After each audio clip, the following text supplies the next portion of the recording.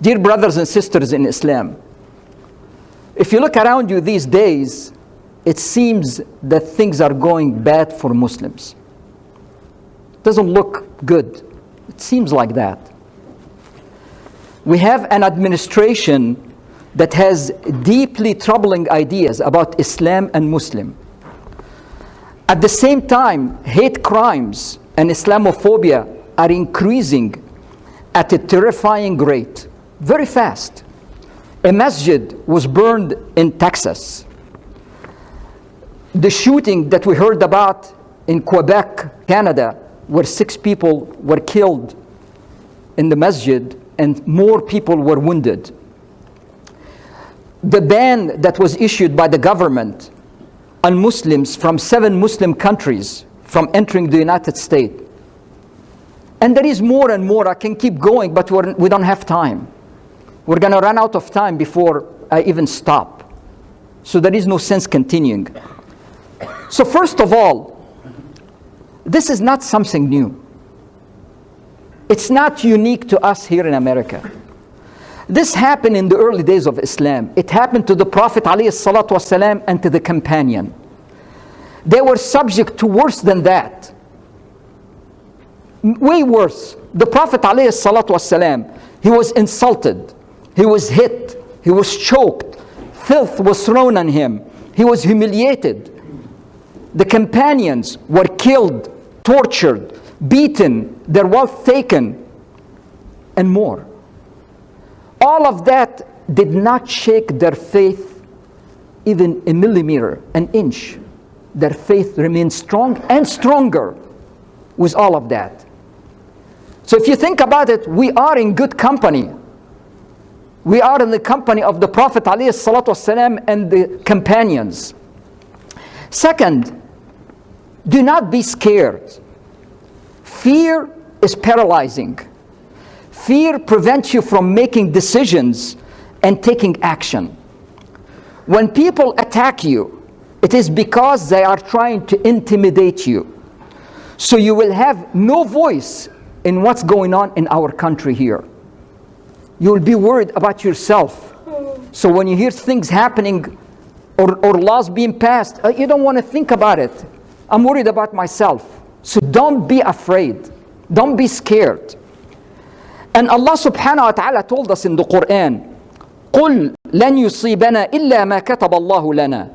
Say, nothing will happen to us except what Allah has ordained, what has decided for us. Nothing. And it doesn't matter if you be afraid or not afraid, if you stay quiet or you don't stay quiet, it doesn't make any difference. Whatever Allah subhanahu wa ta'ala decided for you, it will happen. Third, you cannot hide or remain silent. This option is gone. It's over. It does not matter whether you're silent or you're hiding. It does not matter.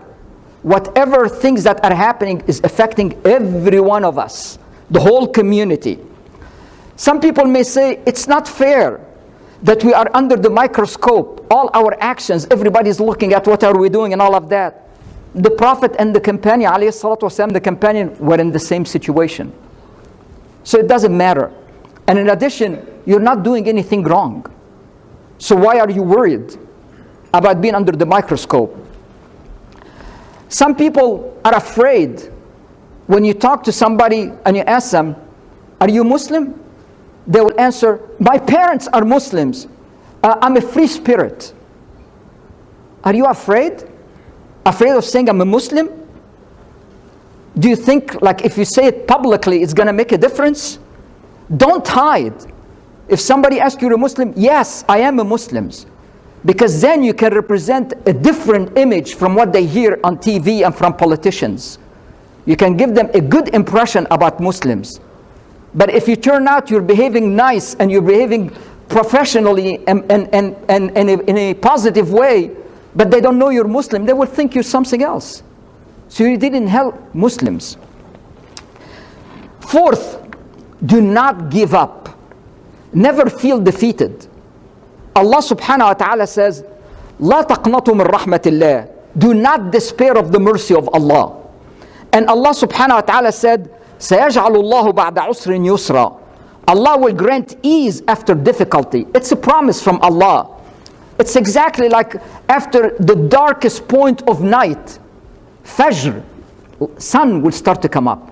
After the darkest time in the night, after winter where everything is dead, spring will come up. Same thing. Allah subhanahu wa ta'ala is saying after difficulty, ease will come up.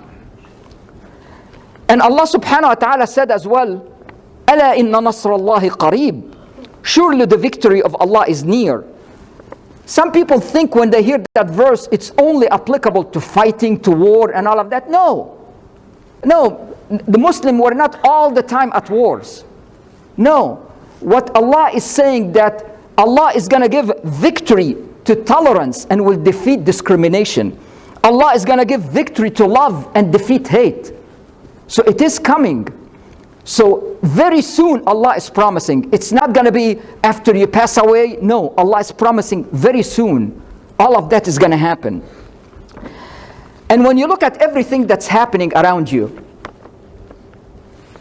there is a silver lining. In all those dark clouds, there is a lot of positive things that I see. The first thing when I see is it showed that a large percentage of the American people are decent people with good morals. They refuse to accept the injustices that are committed by this administration against Muslims. If you watch on TV and you watch the news and you saw the thousands of people in every international airport and every city that came out in support of the Muslim against the ban that the administration did. Thousands of people came out in support of that. In San Francisco, in San Jose, in every big airport, New York, in Washington, D.C., everywhere. Thousands of people came out in support of Muslims. And not just that, but I saw on TV as well, hundreds of lawyers sitting on the floor in airports with their laptop, with a sign in front of them, free legal advice, standing there to support any Muslim that's been harassed or been stopped from entering the country. Very positive things that were happening that didn't happen before. So it's very good signs Allah is sending us at the same time. And I want you to compare that, what was happening with those people who are non-Muslims. Compare that to the leaders of Muslim countries, particularly the countries that were not affected by the ban. Not a single leader said a word. It's like you're talking about people from Mars or somebody else, not Muslims. Not single people talk, any leader talk. Any leader said anything. No, none of them. And in addition, the people in those countries, you didn't see any people marching in the street protesting the injustice that are committed against their Muslim brothers in America. Nobody. Nobody. It's like we're different people. So always look at the contrast. The non-Muslim stood by us, and thousands of them, and the Muslim did nothing. So we are living in a country that really a majority of the people respect and support Muslim and hate injustice. And the other thing I see as a silver lining, I believe that it will push Muslim in America to stop the infighting between various Muslim groups. It is definitely hurting Islam and Muslims. The Prophet ﷺ said, a believer to another believer is like a building whose different parts enforce each other. And he did this with his hands. We have to ignore the differences and the mistrust some people are bringing with them from back home. You are Americans. You are not Indians. You are not Pakistani. You are not Egyptian. You are not Indonesian. You are not Turkish. You are American. So focus on the problem that are facing the Muslim Americans here. The other battles, there is other people worried about it. So leave those battles for the other people. But here, we have to stand together and unite. We have to look at what we have in common and unite as a Muslim community in the United States.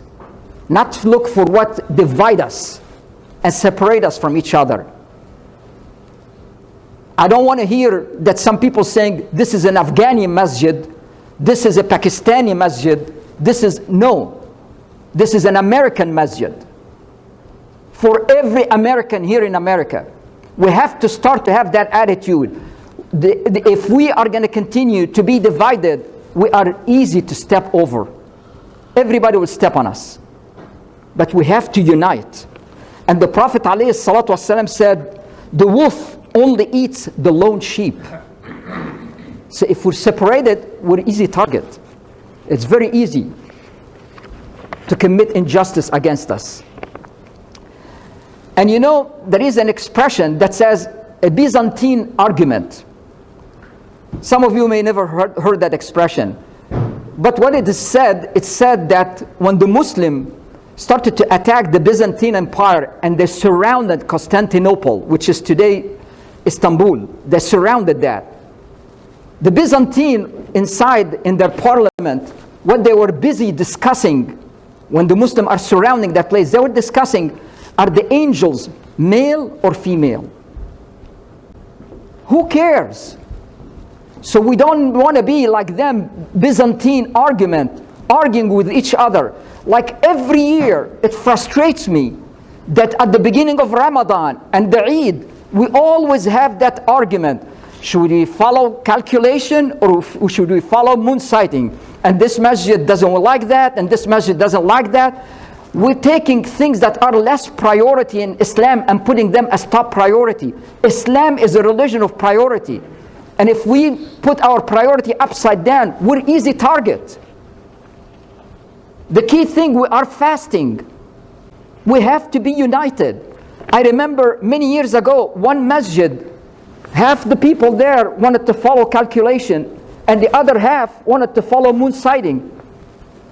So the management of the masjid, what did they do? To prevent one group of people from coming to the masjid, they locked the door, put guard on the parking lot, so they don't allow them to get in. Is this where we are now? So if people look at us, that's the way we behave with each other. Why are we complaining when they commit injustice against us? Why are we complaining when they mistreat us? That's how Muslims treat each other. So what's the problem? We have to stop that. We have to unite. And we have to remember, all the difficulties that we're going through will make us stronger. Because every human being, when you're tested, you become stronger. And we have that American expression that says, what doesn't kill you makes you stronger. It's true. Because you have more experience. Because now you're more resilient. Because now you're paying more attention. So you're going to be a stronger person. And the other thing that I see as positive from what's happening, it will encourage more Muslims to get involved in the political process. And what I mean by that, voting, running for office directly as Muslims, donating to political issues and political candidates, communicate and express your opinion to politicians and newspaper and magazines and all of that, or TV. So we start to get involved. Because if we don't get involved, somebody else is going to speak for us. And whoever is going to speak for us is not supporting us. Only will Muslim will be standing and talking because they know what the religion. But if you let somebody else who has a PhD in Islamic studies from Harvard or whatever speak for us, we are in trouble. We have to start to speak for ourselves. It doesn't matter. We have a lot of people, young people, old people, who are eloquent and they speak very well. They need to start to take the responsibility and start to speak up. One of the things that we have to remember, we are very fortunate that we are living in the Bay Area. California is more tolerant and open-minded than the rest of the United States. California is different than all the United States. And the Bay Area is more tolerant and open-minded than all California. So we are very fortunate living here. People here are wonderful. But at the same time, we should not forget our brothers and sisters in the rest of the United States of America and all over the world. We should not. Not because we are safe, then it's okay. It's happening in Texas, it's happening in Quebec, it's happening here. We're okay. No. If you stay quiet, your turn is coming. It's not if, it's when. So you have to speak up and you have to pay attention and not sit and do nothing. So what should we do? What are the things that we can do? There is so many things, but I'm just going to mention a few things. Number one, speak up. I said it many times. Speak up. Your silence will not protect you. When they pass a law, they don't say all the silent people on the side, the one who talked, the law is going to be applicable to them. It applies to everybody. So remaining quiet and silent is not going to protect you. Defend Islam and Muslims against misconceptions that people have or that the media is spreading. Speak up. If you hear somebody at work saying something about Islam or Muslims, correct them. But the key thing, when you correct or do anything, you have to be calm and you have to be courteous and considerate. You cannot get angry or violent. That's against Islam. Because Allah subhanahu wa ta'ala ordered us saying, ادعوا إلى سبيل ربك بالحكمة والموعظة الحسنة وجادلهم بالتي هي أحسن. Invite all mankind to the way of your Lord with wisdom and beautiful preaching, and argue with them in the best manner. He didn't say argue with them in a good manner. No, the best manner. So getting violent, getting angry, you're violating the order of Allah subhanahu wa ta'ala. You're not obeying Allah subhanahu wa ta'ala. So whatever, sometimes the person in front of you, he will be saying lousy things, bad words, and you want to take the chair and hit him with it. But you're obeying Allah. Allah does not allow you to do that. So you cannot be a violent person. You have to speak in a very professional and very courteous manner. Because some people will try to get you angry. Why they are doing that? So they can say, look, I told you, Muslims are violent. Look, I just told him this, and look, he want to fight with me, he want to punch me. That's a proof that Muslims are violent. And that's not Islam. Muslims are not violent. As a matter of fact, it's our duty to control our anger as a Muslim. Every Muslim is required by Allah subhanahu wa ta'ala to control their anger.